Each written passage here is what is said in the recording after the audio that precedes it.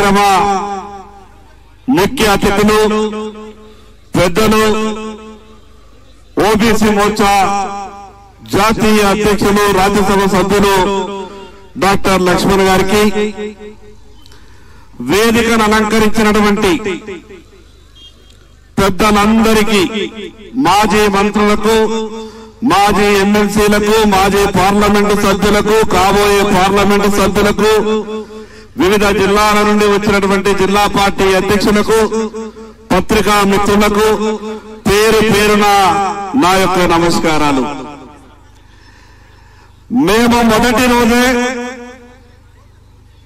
నిండు శాసనసభలో ఈ రాష్ట్ర కాంగ్రెస్ పార్టీ ఈ ప్రభుత్వం యొక్క ఆలోచన విధానాన్ని శాసనసభలో చెప్పినాం. కాంగ్రెస్ టిఆర్ఎస్ ఈ పార్టీలు మీరు వేరు వేరు కాదు, కేవలం ప్రజలను నమ్మించడానికి ఎన్నికల సమయంలో ఎన్నికల కొరకు మాత్రమే ఒకరి మీద ఒకరు ఆరోపణలు చేసుకునే ప్రయత్నం చేసిండ్రు.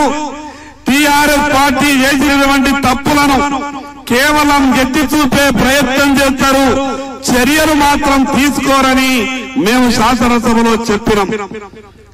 మేము చెప్పినట్టే కాళేశ్వరం నుంచి మొదలు పెడితే కాళేశ్వరం కుంభకోణం కావచ్చు, దాని తర్వాత భూముల కుంభకోణం కావచ్చు, చివరికి టెలిఫోన్ ట్యాపింగ్ కావచ్చు, కేవలం పేపర్లలో లీకులు ఇవ్వడం, టీవీలకు లీకులు ఇవ్వడం తప్పితే దోషుల మీద చర్యలు తీసుకునేటువంటి ప్రయత్నం ఈ ప్రభుత్వం చేస్తలేదు. టిఆర్ఎస్ పార్టీ కాంగ్రెస్ పార్టీకి చాలా దగ్గరి పోలిక ఉన్నది. కేసీఆర్ లక్కీ నంబరు 6 అయితే ఈ రాష్ట్ర పార్టీ 6 గ్యారంటీలది. టిఆర్ఎస్ కాంగ్రెస్ పార్టీకి ఉన్నటువంటి అవినాభావ సంబంధం ద్వారా గతంలో చేసినటువంటి ఏ తప్పులు కూడా కాంగ్రెస్ పార్టీ చర్యలు తీసుకునేటటువంటి పరిస్థితి లేదు.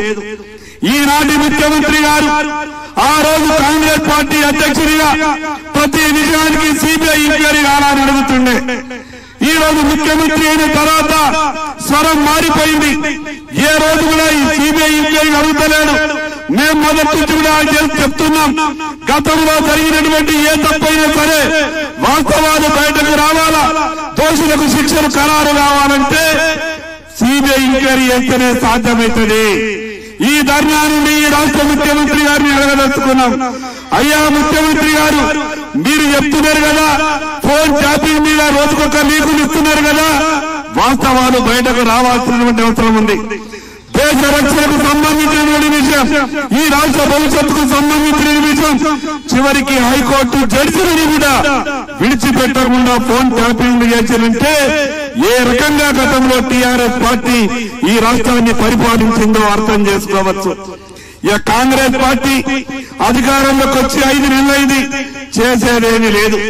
ఎవరికి చిల్లిగవ సాయం చేసిందేమీ లేదు. ఈ రోజు రాష్ట్రంలో రైతులంతా కూడా అల్లాడుతున్నారు.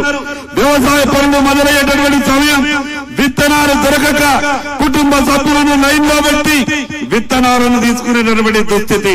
రైతు చేతిలో చిల్లిగవ్వ లేదు, చేస్తానన్న రుణమాఫీ జరగలేదు. ప్రజలలో తీవ్రమైనటువంటి వ్యతిరేకత ఉన్నది. దాని మీద దృష్టి మరల్చడానికి జరిగినటువంటి గత ప్రభుత్వ తప్పిదాలను కేవలం పత్రికలకు లీకునిచ్చి పత్రికలలో వార్తలు వచ్చేటట్టు చూస్తున్నారు తప్పితే ఈ చేసినటువంటి దోషులకు, తప్పు చేసిన వాళ్లకు శిక్షలు ఖరారు చేయాల్సినటువంటి అవసరం ఉన్నది. ఈ వేదిక నుండి ఈ రాష్ట్ర ప్రభుత్వాన్ని, రాష్ట్ర ముఖ్యమంత్రి గారికి విజ్ఞప్తి చేస్తా ఉన్నాం. భారతీయ జనతా పార్టీ తరఫున డిమాండ్ చేస్తా ఉన్నాం. ఫోన్ ట్యాపింగ్ విషయంలో వెంటనే సిబిఐ ఎంక్వైరీ కోరాలా. నిన్న జరిగినటువంటి సమావేశంలో ఈ రాష్ట్ర ప్రజల దృష్టిని మరల్చేందుకు, ఈ రాష్ట్రంలో ఉన్నటువంటి సమస్యల గురించి ప్రస్తావించకుండా లేని సమస్యలను ప్రస్తావించే విధంగా ఈ రాష్ట్ర ప్రభుత్వం వ్యవహారం చేస్తా ఉన్నది.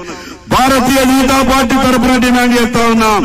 ఈ రాష్ట్రానికే పరిమితం కాలేదు ఫోన్ ట్యాపింగ్. మొన్నటి వరకు ఇంకా వార్తలు వస్తున్నాయి. దేశంలో ఉన్నటువంటి ప్రముఖులే కాకుండా చాలా మంది దేశ రక్షణకు సంబంధించినటువంటి వ్యవహారంలో కూడా గతంలో టిఆర్ఎస్ ప్రభుత్వం వేలు పెట్టిందని సమాచారం వస్తా ఉన్నది. సిబిఐ ఎంక్వైరీ చేస్తేనే వాస్తవాలు బయటకు వస్తాయి. చేసిన తప్పులన్నీ బయటకు వస్తాయి. మాజీ ముఖ్యమంత్రితో సహా ప్రభుత్వంలో ఉన్నటువంటి చాలా మంది పెద్దలు జైలుకు పోయే అవకాశం ఉన్నది. ఈ రోజు కాంగ్రెస్ పార్టీ టీఆర్ఎస్ పార్టీ మధ్యన ఒక ఒప్పందం జరిగింది. రాష్ట్ర ప్రజలారా ఈ విషయాన్ని మనం అర్థం చేసుకోవాల్సిన అవసరం ఉంది. మొన్న లోక్సభ ఎన్నికల్లో కూడా మోసం చేసే ప్రయత్నం చేసిండు. కానీ ప్రజలకు అర్థమైంది, ప్రజలు వాస్తవాలు అర్థం చేస్తున్నారు. కాబట్టి రేపు 4వ తారీఖు నాడు 14-15 పార్లమెంటు స్థానాన్ని భారతీయ జనతా పార్టీ గెలవబోతా ఉన్నది. ఇప్పటికైనా ఈ రాష్ట్ర ముఖ్యమంత్రి కళ్ళు తెరవాలా, ఇప్పటికైనా ఈ రాష్ట్ర ప్రభుత్వం కళ్ళు తెరవాలా.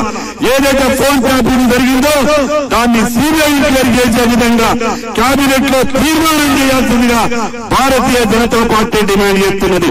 మరొక్కసారి ఈ అవకాశం ఇచ్చిన పెద్దలకు ధన్యవాదాలు తెలియజేస్తూ సెలవుస్తున్న భారత్ మాతాకి. మాజీ పార్లమెంట్ సభ్యులు ఇటీవలే చేవెళ్ల నుంచి పోటీ చేసినటువంటి కొండా విశ్వేశ్వరరెడ్డి గారిని సమయాన్ని దృష్టిలో పెట్టుకుని చాలా మంది గెస్టులు ఉన్నారు. అందరూ కూడా తక్కువ సమయంలో మీ అభిప్రాయాలని చెప్పాల్సిందిగా మనవి చేస్తాం.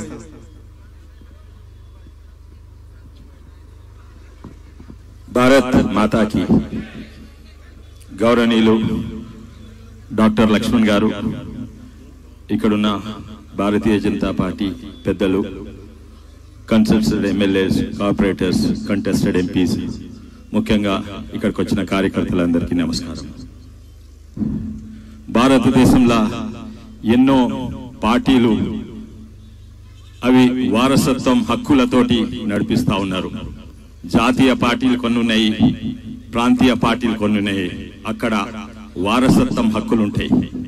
కానీ ఎప్పుడు కూడా మనం ఒక డైనాసిటీ రూల్ సిస్టమ్, కానీ భారతదేశంలో స్వాతంత్రం నుంచి ఇప్పటి వరకు ఏ రాష్ట్ర